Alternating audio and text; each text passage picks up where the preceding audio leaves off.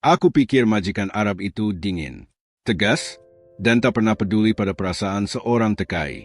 Tapi malam itu, saat aku berdiri gugup di ruang tamu yang sunyi, dia justru menatapku terlalu lama. Bukan tatapan marah, bukan tatapan perintah, melainkan tatapan seorang janda yang kesepian. Dan aku sadar, rumah besar itu menyimpan rahasia yang bisa menghancurkan hidupku. Sejak detik itu, aku tahu aku tidak lagi hanya seorang pekerja. Sebelum kita lanjut, jangan lupa dukung channel ini dengan cara like, share, dan subscribe, agar channel ini terus berkembang dan bisa menghadirkan cerita-cerita seru lainnya setiap hari. Yanto berasal dari sebuah desa kecil di Mojokerto. Ia berangkat ke Timur Tengah bukan karena mimpi besar, melainkan karena keadaan yang memaksa. Ayahnya sakit-sakitan. Ibunya hanya bisa menangis setiap kali uang belanja tak cukup. Dan Yanto, sebagai anak sulung, memilih menelan gengsi demi bertahan hidup. Kontrak kerjanya jelas. Ia akan bekerja di rumah seorang perempuan Arab, janda, tanpa anak, tinggal di pinggiran kota yang tenang dan tertutup. Nama majikannya, Mariam Al-Khalid. Saat pertama kali menginjakan kaki di rumah itu, Yanto merasa aneh. Bukan karena besar atau mewahnya bangunan itu, melainkan karena sunyi yang terlalu rapi. Tak ada suara anak, tak ada tamu, tak ada tawa. Hanya langkah sepatu Mariam yang pelan, teratur, dan tatapannya yang dingin namun sopan. "Kamu Yanto?" Bahasanya sederhana, logat Arabnya kental. "Iya, Nyonya," jawab Yanto menunduk. Maria mengangguk singkat. "Pekerjaanmu ringan. Bersih-bersih, bantu dapur. Jangan banyak bicara. Aku tidak suka keributan." Yanto mengiyakan semuanya. Baginya, aturan adalah penyelamat. Semakin jelas batas, semakin aman hidupnya. Hari-hari pertama berjalan normal. Mariam jarang keluar kamar. Ia hanya muncul pagi dan malam, selalu rapi, selalu tenang, dan selalu menjaga jarak. Namun, ada satu hal yang mulai mengganggu Yanto. Tatapan itu. Setiap kali Yanto menyelesaikan pekerjaannya, Mariam selalu memperhatikannya beberapa detik lebih lama. Seolah ingin mengatakan sesuatu, namun memilih diam. Yanto mencoba mengabaikannya. Ia menanamkan satu prinsip dalam hati. "Aku hanya pekerja, tidak lebih." Sampai suatu malam, ketika Mariam meminta Yanto menyeduhkan teh di ruang tengah. Lampu ruangan temaram. Hanya ada 2 kursi, saling berhadapan. Dan sunyi kembali menjadi saksi. "Duduk," kata Mariam pelan. Yanto terkejut. Selama ini ia tak pernah diminta duduk bersamanya. "Tidak apa-apa, Nyonya. Saya berdiri saja." Mariam tersenyum tipis. "Di rumah ini, hanya kita berdua. Tidak perlu kaku." Kalimat itu sederhana. Namun entah kenapa, jantung Yanto berdetak lebih cepat dari biasanya. Dan sejak malam itu, Yanto mulai sadar. Majikan Arab yang ia kenal tak sesederhana yang ia bayangkan. Sejak malam teh itu, sesuatu berubah tanpa pernah diucapkan. Mariam tidak lagi sekaku sebelumnya. Ia masih tenang, masih menjaga wibawa. Namun kini, kehadiran Yanto seolah mulai diperhitungkan. Pagi hari, Mariam sengaja keluar kamar lebih lama. Ia duduk di ruang tengah, membuka buku, namun matanya sesekali terangkat mengikuti gerak Yanto yang membersihkan lantai. Yanto pura-pura tidak sadar.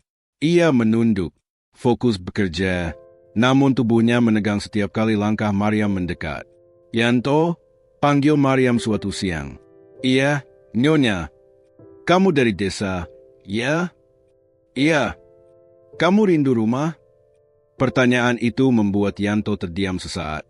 Ia tak menyangka majikannya akan menanyakan hal yang terlalu pribadi. "Rindu, Nyonya?" jawabnya pelan.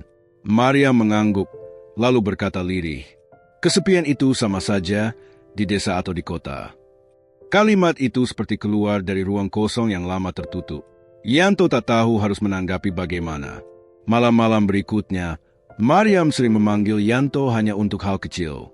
Mengambilkan air, memindahkan kursi, menyalakan lampu. Alasan-alasan yang sebenarnya bisa ia lakukan sendiri. Dan setiap kali itu terjadi, jarak mereka semakin pendek. Bukan jarak fisik, melainkan jarak yang tak terlihat namun terasa berat. Suatu malam, saat Yanto hendak kembali ke kamarnya, Mariam menghentikannya. Yanto, iya, Nyonya. Kamu takut padaku? Yanto tercekat. Ia menunduk, mencoba mengatur napas. Tidak, Nyonya. Saya hanya menjaga adab. Mariam tersenyum, senyum yang tidak menakutkan, tapi juga tidak sepenuhnya aman. Aku tidak suka orang yang terlalu menjaga jarak, ucapnya pelan. Aku janda, bukan hantu. Kata itu menggantung di udara. Janda, bagi Yanto. Kata itu seperti peringatan yang samar namun jelas.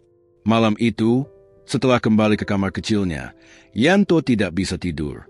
Ia duduk di tepi ranjang, menatap dinding kosong. Ia mulai bertanya pada dirinya sendiri. Apakah ia terlalu perasa? Atau memang ada sesuatu yang sedang bergerak perlahan, menuju arah yang berbahaya? Di kejauhan, pintu kamar Mariam terbuka pelan. Langkah kaki terdengar di lorong. Yanto menahan napas. Dan di balik pintu kamarnya, bayangan seseorang berhenti tepat di depan pintu itu. Bayangan itu tidak bergerak lama. Hanya beberapa detik, namun terasa seperti menit yang menekan dada Yanto. Ia duduk kaku di tepi ranjang. Tangan mengepel, doa lirih terucap di dalam hati, memohon perlindungan pada Allah dari hal yang tidak ia pahami. Lalu langkah itu menjauh. Perlahan, tanpa suara, pintu kamar Mariam kembali tertutup. Yanto menghembuskan napas panjang, seolah baru saja lolos dari sesuatu yang tak kasat mata. Namun sejak malam itu, ia tahu satu hal. Batas yang selama ini terasa jelas, sudah mulai kabur. Keesokan paginya, Mariam terlihat berbeda. Ia lebih rapi dari biasanya. Wewangian lembut memenuhi ruang tengah. Yanto, katanya sambil menuangkan kopi, kamu kelihatan lelah.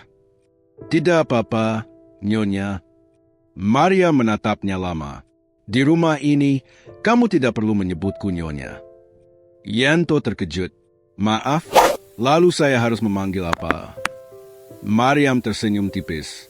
Mariam, nama itu keluar begitu ringan dari mulutnya.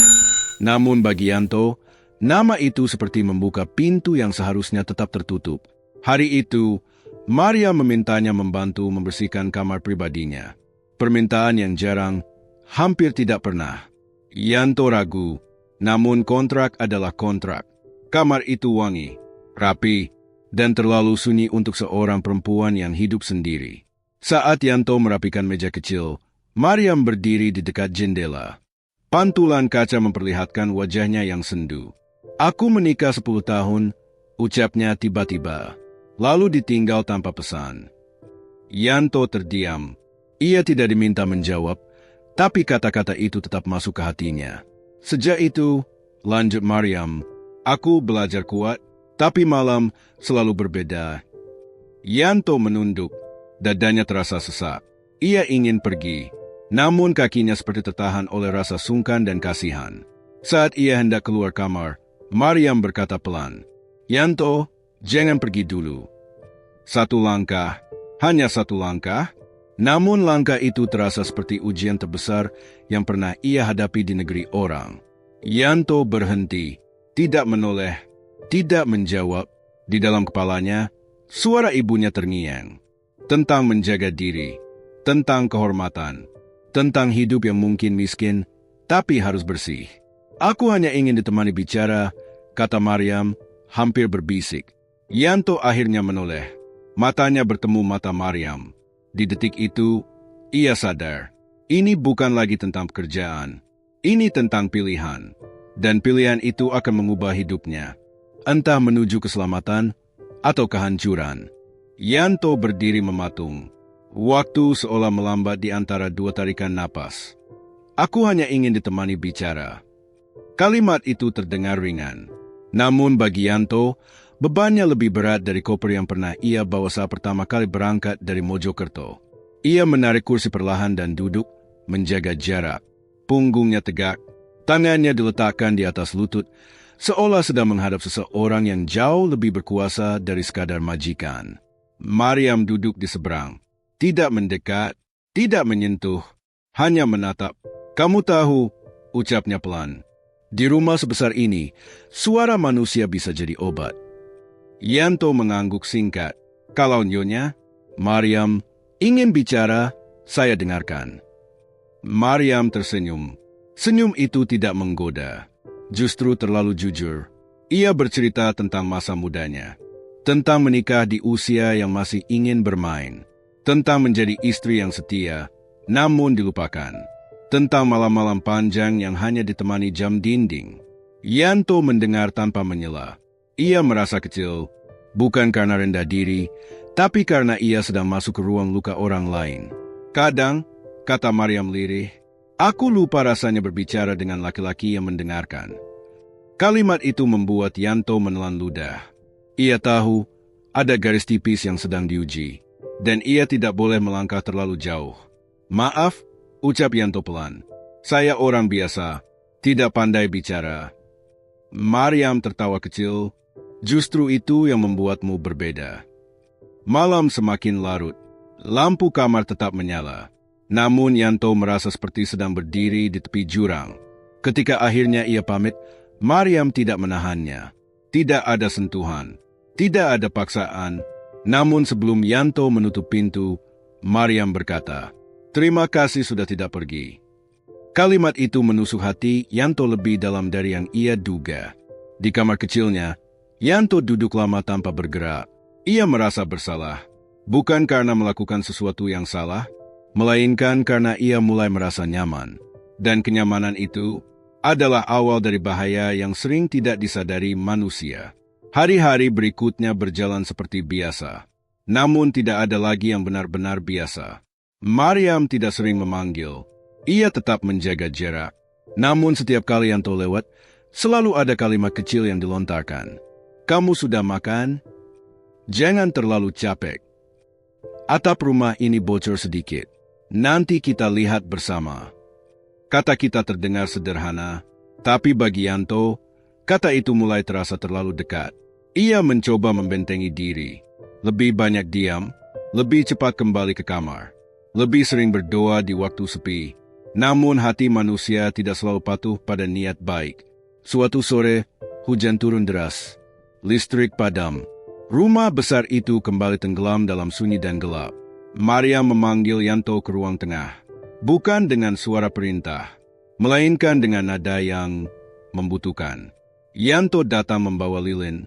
Cahaya kecil itu menari di wajah Mariam. Aku takut gelap, ucapnya jujur. Kalimat itu membuat Yanto terdiam.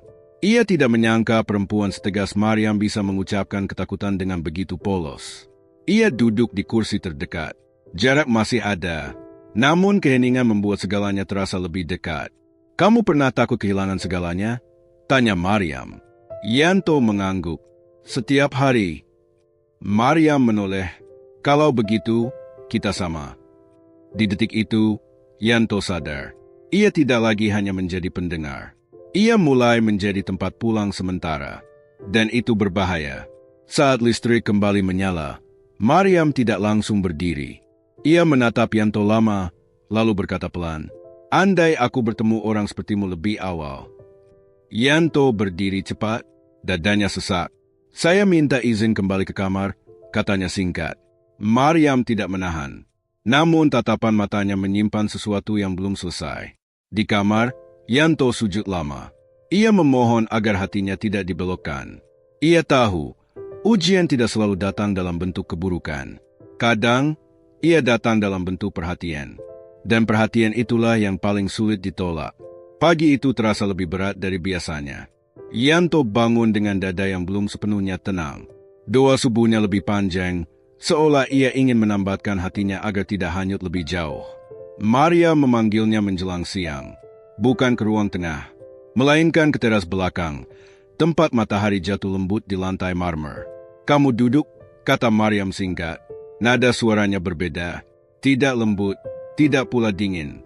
Lebih tegas, seperti seseorang yang telah memutuskan sesuatu. Yanto duduk dengan hati-hati. "Aku ingin jujur," ucap Mariam tanpa menatapnya. Kejujuran kadang menyakitkan, tapi lebih menyakitkan lagi jika dipendam. Yanto menelan ludah. Ia merasa seperti akan mendengar sesuatu yang belum siap ia tanggung. Aku tidak memanggilmu untuk melanggar batas, lanjut Mariam. Aku tahu kamu orang baik. Itu terlihat dari caramu menjaga jarak. Mariam menoleh. Tatapan itu kini lurus, tanpa lapisan apapun. Tapi aku juga manusia, katanya. Aku kesepian, dan kehadiranmu menenangkan. Kata itu jatuh perlahan, namun berat. Yanto menunduk. Tangannya gemetar di atas lutut. Saya hanya bekerja, Mariam, ucapnya pelan. Saya datang ke sini untuk mencari nafkah, bukan masalah. Mariam tersenyum tipis. Justru karena itu aku berbicara sekarang, sebelum semuanya melenceng. Ia menarik napas panjang. Aku tidak ingin kamu salah paham, dan aku tidak ingin menjerumuskanmu. Yanto mengangkat wajahnya. Matanya berkaca-kaca. Terima kasih sudah jujur, katanya lirih. Tapi kejujuran ini membuat saya takut. Mariam mengangguk. Aku juga. Angin berhembus pelan. Daun-daun bergerak seolah ikut menjadi saksi. Aku akan memberi jarak, kata Mariam akhirnya. Bukan karena aku tidak merasa apa-apa, tapi karena aku tidak ingin merusak hidup orang yang sedang berjuang. Kalimat itu seperti beban yang dilepaskan, namun juga luka yang dibuka. Yanto berdiri perlahan. Ia menunduk hormat. Saya berterima kasih, ucapnya. Karena tidak semua orang sekuat itu. Mariam menatap punggung Yanto saat ia berjalan menjauh. Tidak ada panggilan, tidak ada penahanan. Namun di dalam hati masing-masing, mereka tahu perasaan yang sudah muncul tidak pernah benar-benar bisa ditarik kembali. Dan setelah hari itu, jarak memang tercipta. Namun jarak tidak selalu mematikan rasa. Kadang, ia justru membuatnya tumbuh diam-diam. Sejak pengakuan itu, rumah besar tersebut berubah wajah. Bukan secara fisik, melainkan suasana yang tak lagi sama. Mariam menepati ucapannya. Ia jarang berada di ruang yang sama dengan Yanto. Jam makannya berbeda, pintu kamarnya lebih sering tertutup. Yanto pun demikian. Ia bekerja cepat, efisien, lalu menghilang ke kamar kecilnya. Ia ingin menjaga jarak itu tetap utuh, karena hanya itulah benteng terakhir yang ia miliki. Namun hidup tidak selalu tunduk pada niat baik manusia. Suatu sore, Mariam tiba-tiba jatuh sakit. Demam tinggi membuat tubuhnya lemah. Teleponnya tergeletak tanpa daya di meja, sementara langkahnya terhuyung menuju ruang tengah. Yanto menemukannya terduduk di lantai, napasnya berat. Mariam, panggilnya panik. Mariam membuka mata perlahan. Kepalaku pusing. Tanpa pikir panjang, Yanto membantunya duduk di sofa. Ia mengambil air, mengompres dahi Mariam dengan kain basah. Gerakannya cepat, refleks, tanpa memikirkan apapun selain keselamatan. Di saat itu, jarak yang susah payah dibangun, runtuh begitu saja. Terima kasih, ucap Mariam lemah. Yanto tidak menjawab. Ia hanya duduk di kursi seberang, berjaga sepanjang malam. Jam berdetak pelan. Lampu ruang tengah tetap menyala. Dan di tengah sunyi itu, rasa yang selama ini ditekan kembali mengetuk. Aku tidak ingin kamu pergi, kata Mariam lirih di sela demam. Aku tahu ini salah, tapi aku takut sendirian. Yanto menutup mata. Kata-kata itu seperti ujian yang datang di saat pertahanan paling rapuh. Saya di sini sampai Mariam membaik, jawabnya pelan. Setelah itu, kita kembali ke batas. Mariam tersenyum samar. Itu saja sudah cukup. Pagi datang dengan cahaya pucat. Demam Mariam mulai turun. Yanto menarik napas lega, namun di dalam hatinya, ia tahu malam itu telah mengikat sesuatu yang tak terlihat. Bukan janji, bukan sentuhan, melainkan kesadaran bahwa mereka saling membutuhkan meski tak seharusnya. Dan kebutuhan seringkali menjadi awal dari keputusan terbesar dalam hidup manusia. Beberapa hari setelah sakit itu, Mariam benar-benar menjaga jarak. Ia kembali menjadi majikan yang tenang dan tertutup. Tidak ada lagi percakapan panjang. Tidak ada lagi panggilan tanpa alasan. Namun justru sikap itulah yang membuat Yanto gelisah. Pagi itu, sebuah pesan masuk ke ponselnya. Dari agen penyalur tenaga kerja di Indonesia. Kontrak baru tersedia. Negara lain, gaji lebih besar. Keberangkatan cepat. Yanto membaca pesan itu berulang kali. Tandanya dingin. Pulang berarti selamat. Bertahan berarti bergulat dengan sesuatu yang belum tentu ia sanggup kendalikan. Sore harinya, Maria memanggil Yanto ke ruang kerja. Nada suaranya formal. "Aku mendapat kabar," ucapnya singkat. "Ada agen yang mencarimu." Yanto terkejut. "Mariam tahu?" Mariam mengangguk. "Aku tidak akan menahanmu. Jika kamu ingin pergi, aku tanda tangani rekomendasinya." Kalimat itu terdengar ikhlas. Terlalu ikhlas. Yanto menunduk. "Kalau saya pergi, bagaimana Mariam?" Mariam tersenyum tipis. Senyum orang dewasa yang terbiasa menyembunyikan luka. "Aku sudah hidup sendiri sebelum kamu datang. Dan aku akan hidup sendiri setelah kamu pergi." Kalimat itu menusuk. Bukan karena manipulasi, melainkan karena kejujurannya terlalu telanjang. Malam itu, Yanto tidak tidur. Ia menimbang masa depan dengan hati yang bergetar. Di satu sisi, orang tua di Mojokerto menunggu kabar. Di sisi lain, seorang perempuan yang belajar kuat sendirian. Ia sujud lama, meminta petunjuk pada Allah. Karena untuk pertama kalinya, pilihan hidupnya bukan soal uang, melainkan arah hatinya. Pagi menjelang, Yanto keluar kamar dengan keputusan di dada. Ia berdiri di depan ruang kerja Mariam, mengetuk pintu pelan. Mariam menoleh. "Aku sudah memutuskan," ucap Yanto. Wajah Mariam tetap tenang, namun matanya bergetar menunggu jawaban. Dan di detik itulah, jalan hidup Yanto akan berbelok. Entah menuju perpisahan, atau menuju takdir yang tak pernah ia rencanakan.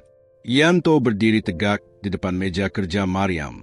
Tangannya sedikit gemetar, namun suaranya ia paksa tetap stabil.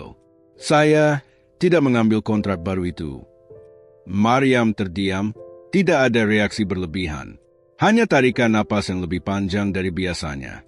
"Kamu yakin?" tanyanya pelan. Yanto mengangguk. "Saya ingin menyelesaikan kontrak di sini dengan baik. Setelah itu, saya pulang." Kalimat itu sederhana. Namun Mariam tahu, keputusan itu bukan tanpa pergulatan. "Aku menghargainya," ucap Mariam akhirnya. "Dan aku janji, aku akan menjaga batas yang sama seperti sebelumnya." Hari-hari berikutnya berjalan dengan ritme yang lebih sunyi. Namun sunyi itu tidak lagi menekan. Ia terasa seperti dua orang yang sama-sama belajar mengendalikan diri. Yanto bekerja seperti biasa. Maria memperlakukannya dengan hormat. Tidak ada lagi percakapan pribadi.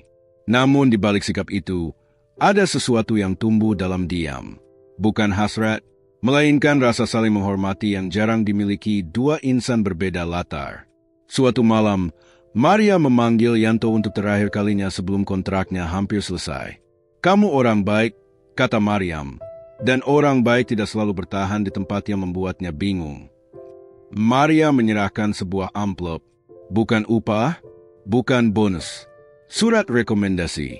Lengkap, resmi, dan ditandatangani.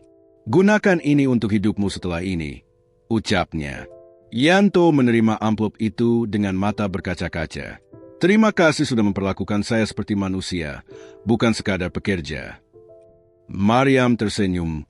"Terima kasih sudah mengingatkanku bahwa menjaga batas adalah bentuk cinta paling dewasa." Malam itu, Yanto berkemas. Ia menatap kamar kecilnya untuk terakhir kali. Tidak ada kenangan yang harus disesali. Tidak ada dosa yang harus disembunyikan. Hanya cerita yang akan ia simpan dalam doa. Namun sebelum fajar, Mariam berdiri di kejauhan, menatap koper Yanto, dan dalam diam, ia bertanya pada dirinya sendiri, apakah semua ini memang harus berakhir di sini? Pagi itu, matahari terbit lebih lembut dari biasanya. Seolah tahu, ada dua hati yang sedang belajar melepaskan tanpa luka. Yanto menurunkan kopernya ke teras. Langkahnya pelan, bukan karena ragu, tetapi karena ia ingin mengingat setiap sudut rumah itu tanpa harus merindukannya. Mariam berdiri beberapa langkah di belakang. Tidak mendekat, tidak menahan. "Kendaraanmu sudah menunggu," ucapnya tenang. "Iya," jawab Yanto singkat. Hening kembali menyelimuti mereka. Bukan hening yang canggung, melainkan hening dua orang dewasa yang sama-sama paham bahwa tidak semua perasaan harus dimiliki. Sebelum kamu pergi, kata Mariam pelan, aku ingin mengatakan satu hal. Yanto menoleh. Terima kasih, lanjut Mariam. Bukan karena kamu bertahan, tapi karena kamu tahu kapan harus pergi. Kata-kata itu membuat dada Yanto hangat sekaligus sesak. Saya juga berterima kasih, ucapnya lirih. Karena Mariam memilih menjaga saya, meski bisa saja memilih sebaliknya. Mereka saling menunduk. Tidak ada pelukan, tidak ada janji, hanya doa yang masing-masing simpan dalam hati. Mobil perlahan bergerak menjauh. Yanto menatap ke depan, Mariam menatap ke belakang. Dan di antara jarak yang semakin panjang itu, tersimpan sebuah pelajaran hidup yang tak pernah tertulis di kontrak manapun. Bahwa godaan tidak selalu datang dalam bentuk keburukan.